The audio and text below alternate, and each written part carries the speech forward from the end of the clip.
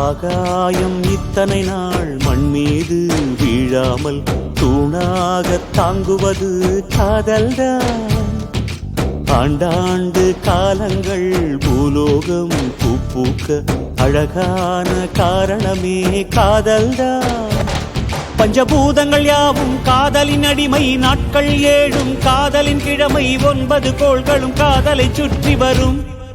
மரம் ஏற ஏணியை தந்தால் மலையில் ஏறி கொடியேற்றும், குண்டூசி கையில் தந்தால் கிணறே தோண்டிவிடும். வெறுங்கல்லை வைரக்கல்லாய் காதல் பார்வை மாற்றிவிடும், வெந்நீரில் விட்டால் கூட காதல் மீன் நீந்தும்.